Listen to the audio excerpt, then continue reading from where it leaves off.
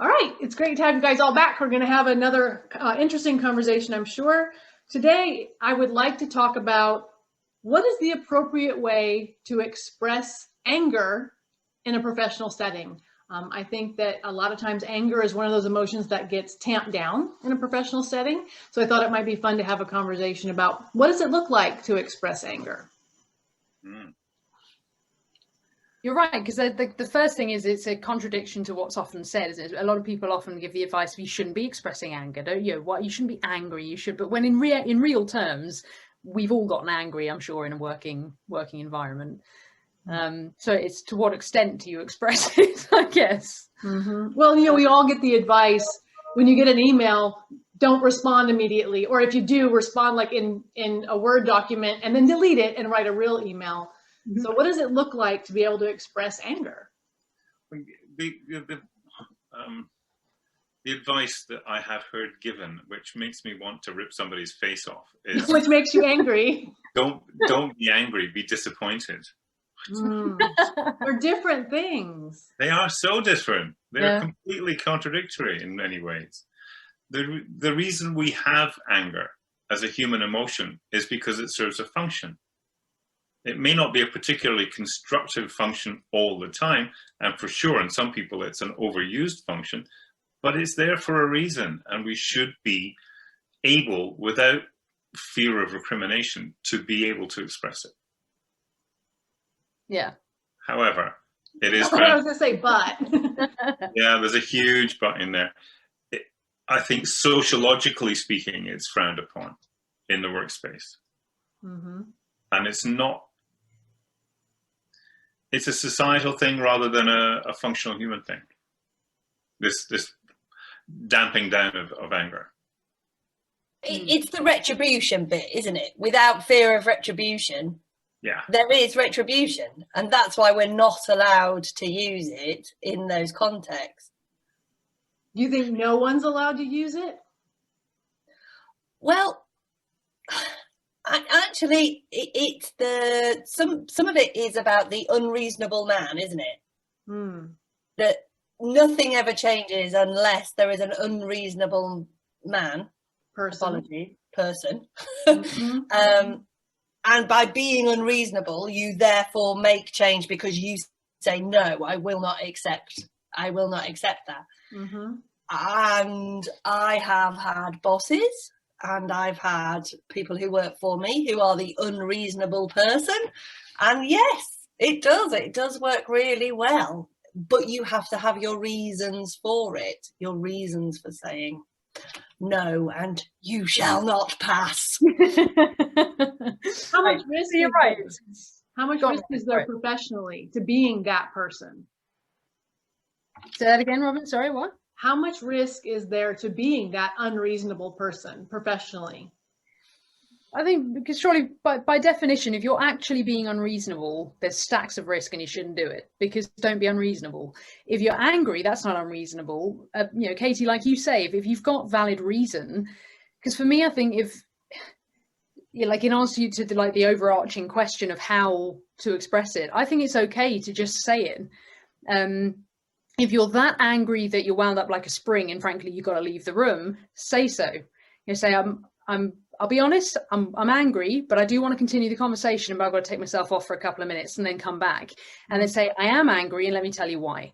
And then formulate an argument, because if you're just banging and crashing around and hurling abuse, unreasonable, and that's not okay. Whereas if you have good reason to be angry, then the way to express it is to explain what it is exactly that's made you angry.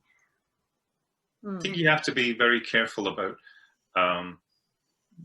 just saying blanket, I'm angry or whatever. I think there are kinds of anger. There's reactive anger, where somebody does something that makes you angry. And there's frustration anger.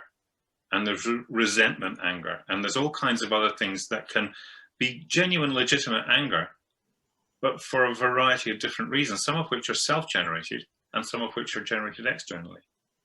And of course, you're going to treat those in a different way, but they're also going to be triggered in different ways, and they're going to express themselves in different ways. And actually, some of those probably should be buried. Yeah, like you say, Yeah. if you kind of think, okay, am I actually past the point where I do need to mention it, or am I just, is it enough for me to just kind of go, I'll put a lid on it, it's not worth it, pick your battles, that kind of thing. Very much so. And I think teaching people to pick their battles is a skill, you know, of having some of those conversations of, do you want to die in a ditch over this? Sometimes, yes, you really, really do. And that's when you can be the unreasonable person. But it's the Brene Brown thing of the story I'm telling myself. Sometimes that anger can come from there, can't it? Right. Yeah. So how do you tell the difference? How would we teach someone or show someone when is it appropriate to be angry and when is it stuff you're making up yourself and you have to own that? How do you tell the difference? That's I think really ironically, perhaps by you can provide, and again, this is something you'd need to teach people if it's not coming automatically. As long as you're open to hearing that perhaps it's your own story playing out, and that it's essentially you are the source of your own rage. As long as you're open to hearing that, the solution is to say what you're angry about, so that somebody can hold up a mirror and go, and then you'll know, and then you can go, as long as you're open to hearing that response, you can go, oh yeah, that is me a little bit, sorry, however I do still think this, and then you've got a conversation which diffuses the anger. But it still comes down to vocalizing it, I think. So it sounds like what we're saying is having the ability to first recognize your anger first. And I think that a lot of times for a lot of people, that anger just comes spilling out before they realize, hey, I'm angry. And because you have to be able to articulate it, you have to notice it. Yeah. Oh, and create language around how do you express it. And good organizations pull together some language that you can use as a dialogue, shared language that you can say, okay, you did this, and this is how we have restorative conversations. They talk a lot about that in schools now.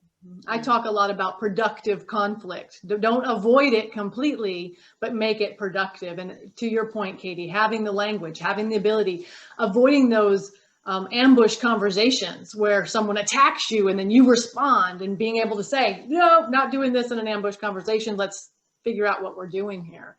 And you're right. I think it's the organization's responsibility. Do you think that today, in the world where we all are on these kind of calls, that those conversations are happening?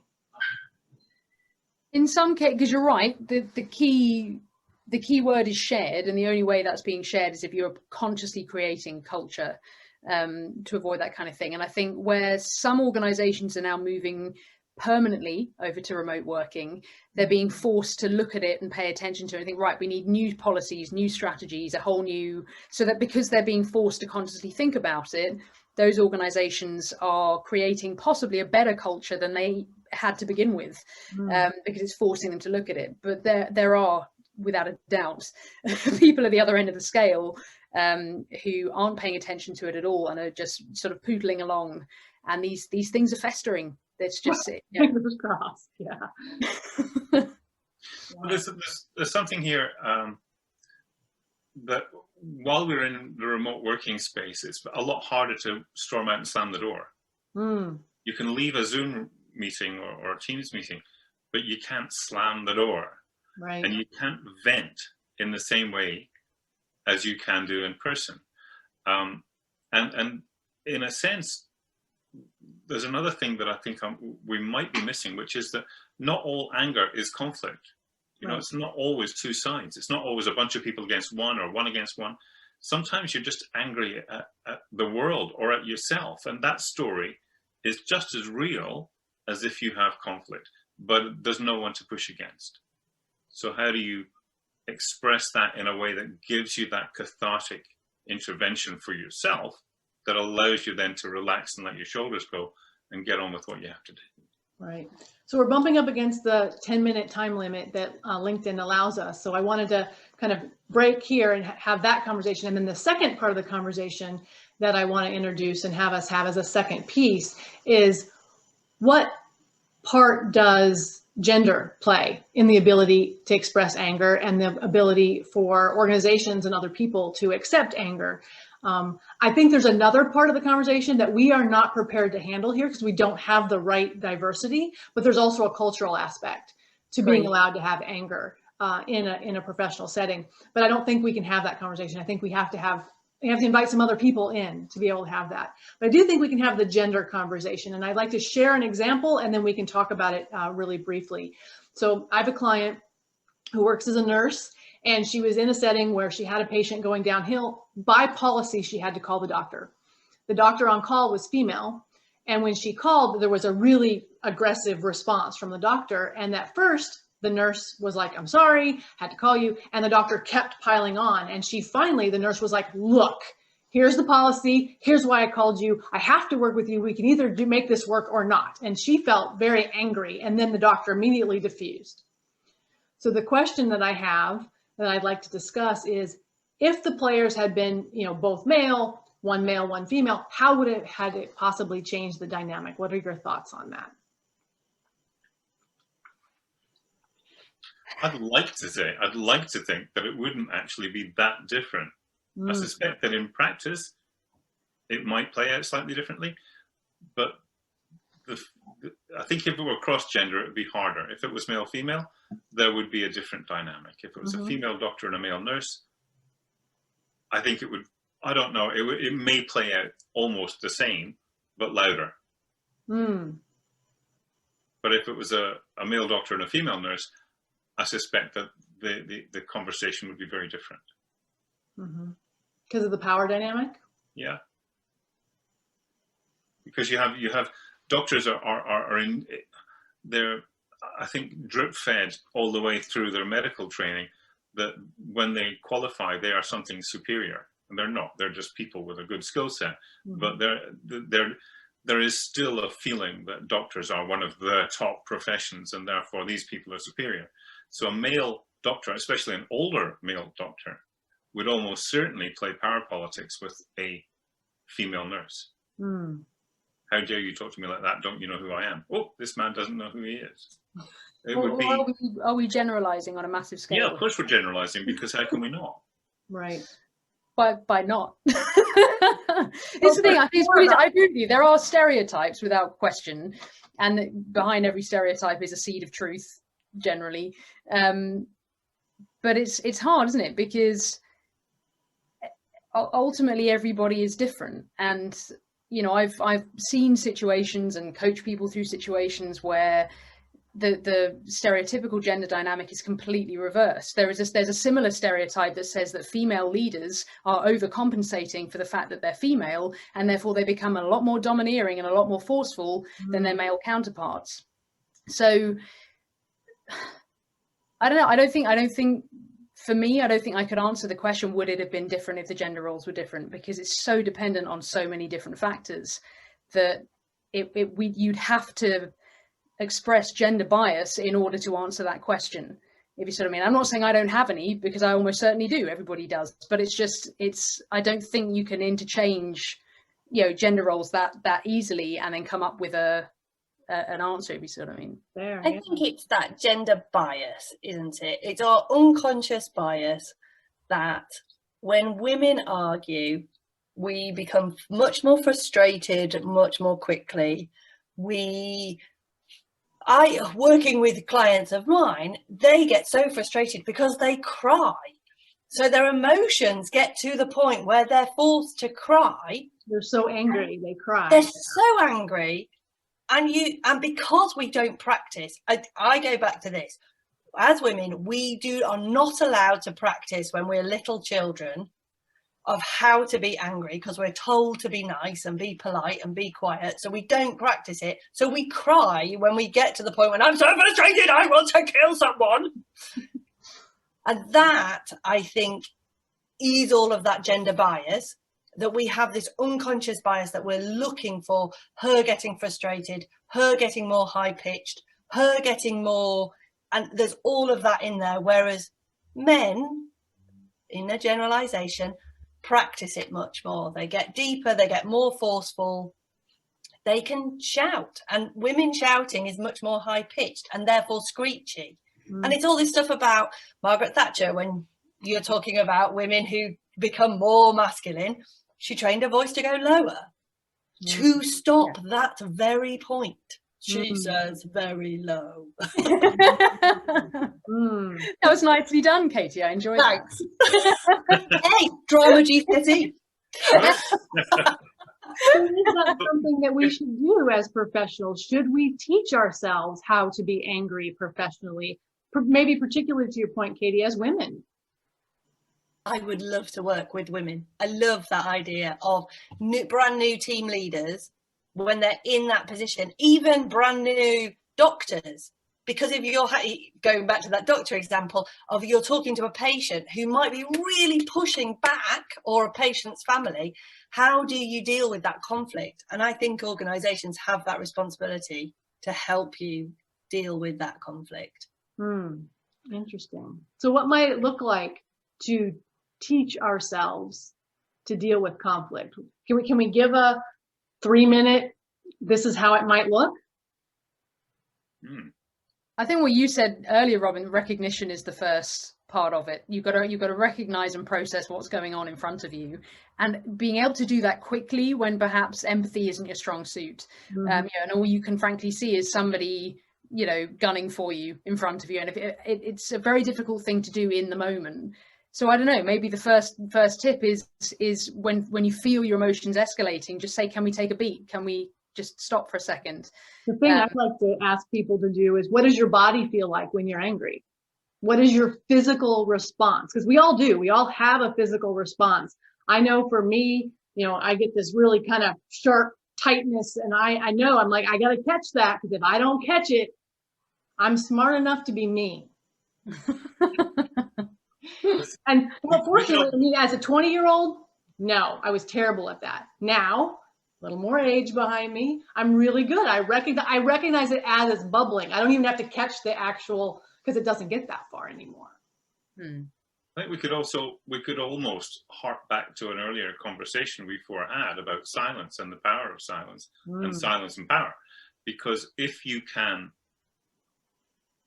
take the anger, step it back, and rather than shouting, just be silent and use your body language to say, you're wrong, I'm right, and I'm going to be here staring at you until you back down. That level of power through silence could be a good, almost safe way to express anger. Or it could come across as passive aggressive. Yeah. Do you know what I mean? It could be just if we're standing surrounded by fire, whatever direction we take, we're going to fall in to one bonfire or another if we try to address an issue like this. See, I think, Steve, that exactly what you've just said would be actually a really good starting off point. If one of the two parties involved, assuming it's only two, was able to pause long enough to say exactly what you've just said, which is, have you noticed we're edging into a really dangerous situation? We're in a bit of a minefield here. That in itself kind of diffuses the situation. It forces both parties to take an outside objective look at where they are. It was nice. There was imagery there. Do you know what I mean? And it might be sufficient to kind of get people to breathe and distract also sufficiently to diffuse a bit of the rage. Yeah. It's almost as if I did it on purpose, but I didn't. I wish I had. No. It's a natural instinct for you, Steve. You're just naturally good at it. Yeah. My initial reaction when you brought the subject up, Robin, was to look for some catharsis, some non-destructive catharsis, and my default is laughter. Is to find a way to laugh rather than to shout. So some catharsis, and I know that rage and tears is a catharsis of kind, but it's not necessarily the safest or the best way to go about it. It's not in everyone's gift to find the funny side of something which is massively frustrating and anger making. Nonetheless, if we could teach people that you can exchange one emotion for another through, it's NLP techniques generally speaking, but to actually recognize an emotion on its way up, swap it for something else. CBT does the same. You know, the CBT and NLP both teach broadly the same practice of replacing something negative with something positive, just flipping the coin. Well, that gives us our 10 minutes. It's hard to have this conversation in 10 minutes, isn't it? It is. We'll have to figure out how to do that. Maybe we can continue it on again. But I want to thank you all again for sharing your expertise, sharing your knowledge, being willing to go on these thought experiments with me. And we will do it again really soon. And I'll still speak to all three of you. I'm not going to get angry once. Nice. All right, we'll talk soon. Cheers, Robin. Thanks, Robin. Bye. Bye. Thank you.